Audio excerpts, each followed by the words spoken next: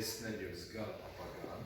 եւ իմանալ թե ձեր սերունդը ինչով է հետաքրքրում եւ իրենց համար ինչն է հետաքրքիր, ինչու ոչ, բայց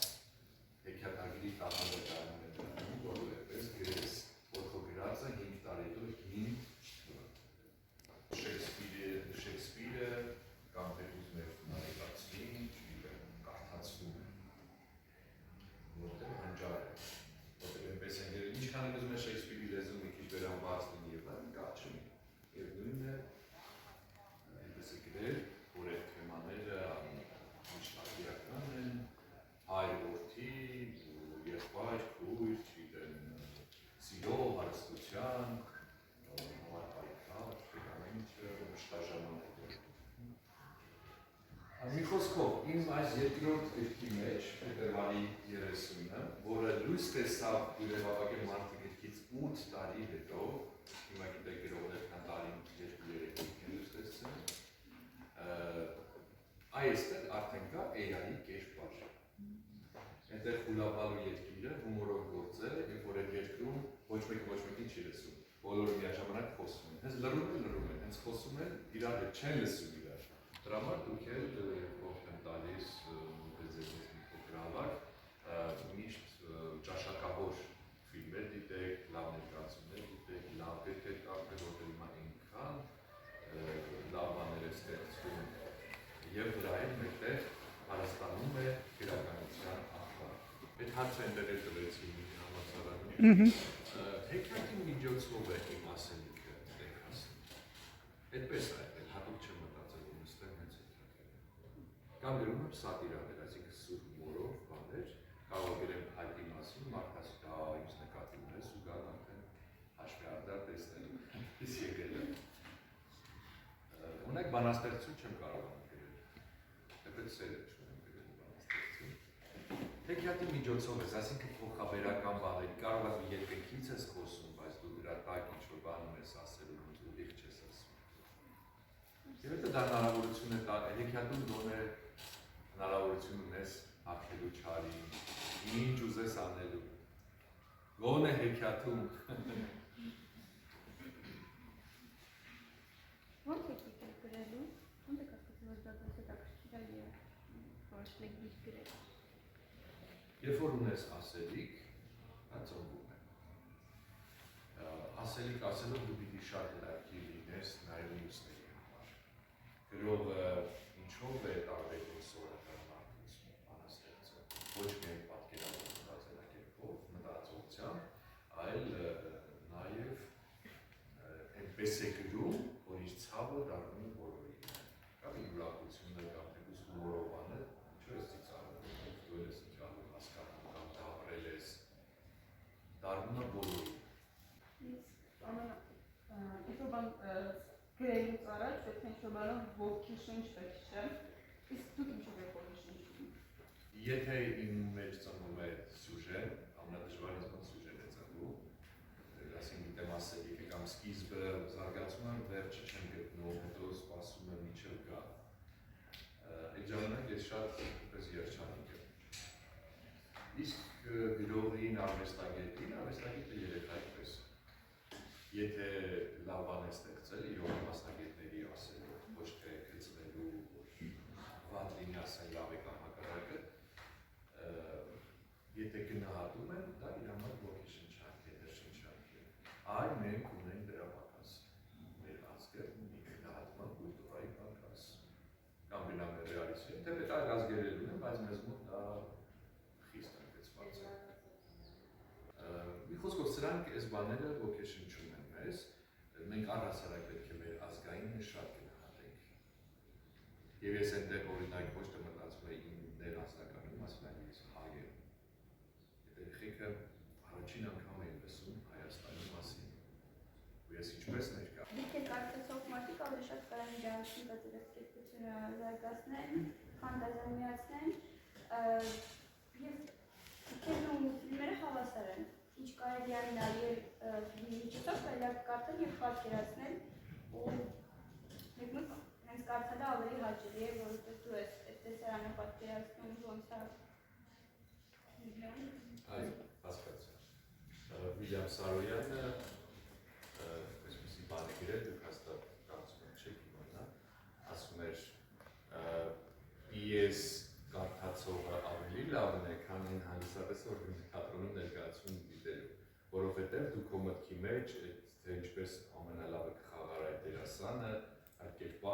դու այդպես ես պատկերացնում, բայց կարող եք ինձ ներկայացում դիտելու եւ տեսնես, որ այն չի օրինակ։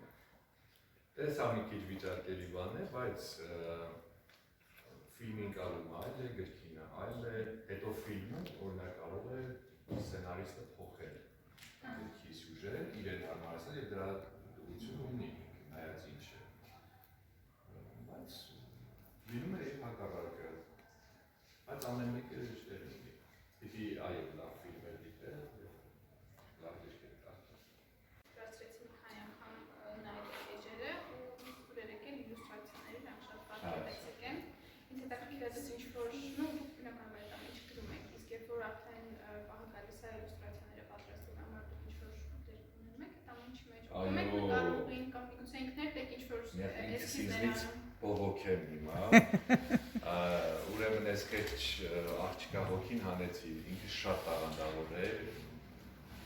Ամալիա Վարդանյանը, ավելին ինքը չէր աշխատում հրատարակչությունում, ես խնդրեցի եւ պնդեցի, որ դրսից վերցնենք նկարազարդողին, դա իրենք էլ շատ շնորհալի ունեին, բայց իմ ոճի հետ այդ աղջիկը ավելի այդ աղջկա ձեռագիրը ավելի լավ էր, որտեղ նախորդ բյուրեղապակերի մեջ էլ ինքը ունի, հետո մի քանի նկարիչներ են։ Ամեն հեքիաթի վրա ինքը նկարում էր, ես ուղարկում եմ, չէ, այստեղ բնավորությունը պիտի նրա աչքերի հայացքը, գույնը, զգեստը, ինչ ավել է, պակաս է, բան է, այսպես շատ անջել է, բայց ինքը շատ համբերատար, մեկ-մեկ բեմադրում է այդ բաները, բայց պիտի այնքան գրի իլյուստրացիան, ձևավորումը, որ նաև հանդիսատեսի ընթերցողին է տեսա, երևակայելի շտացել է, պիտի ամենին ցույց տաս։ Որ կարողանաք աշխատել։ Գրելու պահը թե առցել։ Գրելու։ Գրելու պահը ես իմն լրության մեջ կետրոնանալ։ Շատ հաճախ հեքիաթների մի մաս գրվել է Սևանի գրողների տան հյուրանոցում, երբ որ դեմը ճայեր են, ծովն է, լրություն է, հյուրանոց հետ սպիտակ շատ սիրուն է, այսպես նայում ես, ովքեր լեռներ են ու այն չկա դու կենտրոնանում ես։ Ոչ, ես պիսի բան ասեմ, Վիլյամ Սարոյանը հայտնի է որպես հումանիստ, չէ, մարդասեր եւ այլն, բայց ոչ ոք չգիտի, որ նա իր կյանքի վերջին տարիներին գրել է պիեսներ, որտեղ խայտառակ որպես է եւ տանում է դեպի աբսուրդի թատրոն։ Եվ այս պահին ինձ մոտ գտնվում է Վիլյամ Սարոյանի անտիպ 11 պիես, որ երևի աշխարհում չգիտեն շատերը, չեմ ասում Հայաստանում հաստատ չգիտեն, ես Սթենֆորդ համալսարանից եմ ուզել։ Հիմա ու այդ որ մտածում ես հումանիստ է եղել, մարդասեր է եղել, այդպիսի մարդը ոնց բացվում է, որ կյանքի վերջում։ Դրա համար ես չեմ կարող ասել ինչպիսի կլինի ապագան, չգիտեմ, արդեն չգիտեմ, բայց միշտ առաջին պլանում սերն է, որովհետև կյանք իմաստավորում է Սիրով։ Մի գյուղացի իրենց գյուղում խանութ սարքել բան էր ծախում։ Օրվան մի օր մոտիկ գյուղից մահակ լուսին շուն նետևից ներս է մտնում մի զռ չոբան։ Բարի օր քեզ այ խանութ բան, մենը չունես մի քիչ տազմես, ունեմ չոբան ախպեր ամանդ տուրա, ամանդ բեր, ինչ տեղից որ ինքդ կուզես, այս սաաթին քաշել դամ քեզ։ Այսպես հանգիստ, այսպես սիրով, մեղրից անուշ լավ խոսքերով մեղր են քաշում։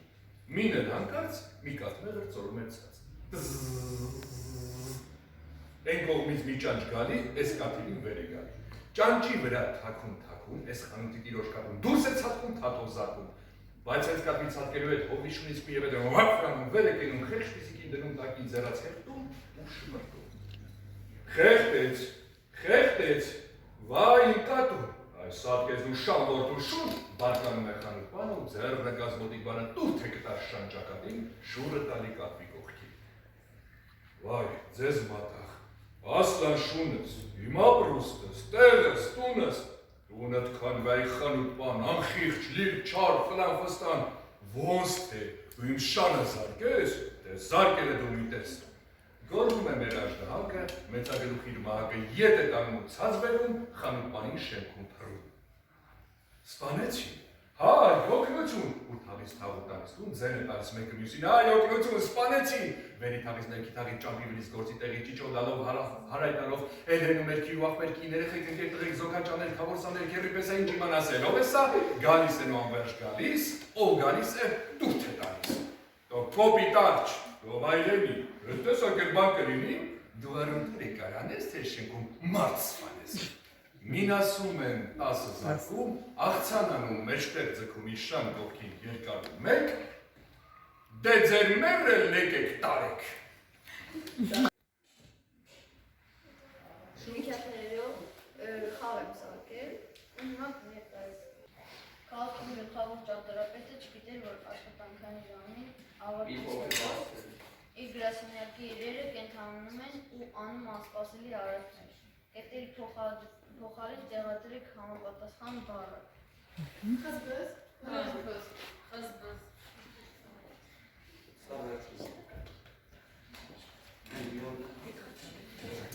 Ով է մատիտի ուսուցիչը։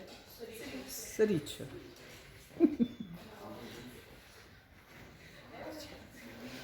Քանի օգնական ուներ ճարտարապետը։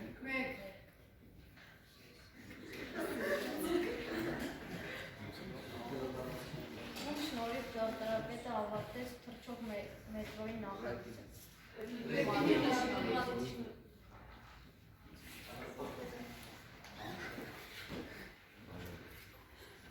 Ինչ ասաց մատիտը և Կրետինը այրվելով ջնջեց մատիտի նկարած դեղին վիշապը։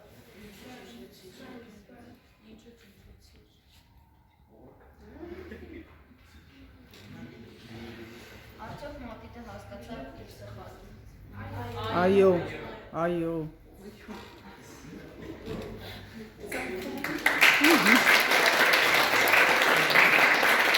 Սիրո ջերմաչափ։ Որտեղ էին այն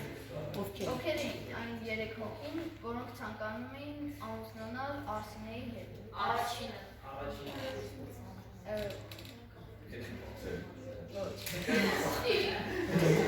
Տարբերակները երևի կարդաց Դավիթ, որ հեռվից կարողա չտեսնեն։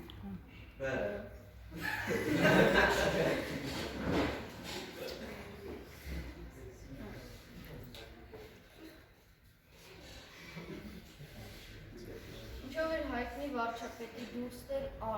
Արսինեն։ Նա հայտնի էր իր գեղեցկությամբ, նա հայտնի էր, որովհետև վարչապետի դուստրն էր, նա հայտնի էր իր բարեգործությամբ։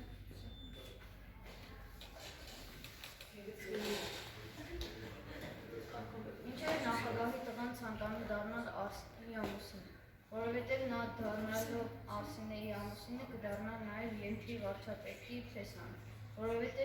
նրա հայրն էր իրեն ստիպում, որովհետև նա շատ էր սիրում Արսինեին։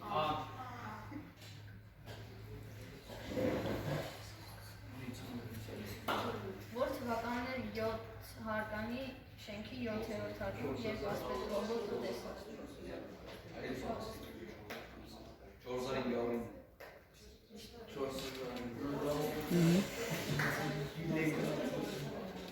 Երբ նախագահի կինը ջերմաչափը դրեց ծխնի, զարմացավ, թե ուրախացավ։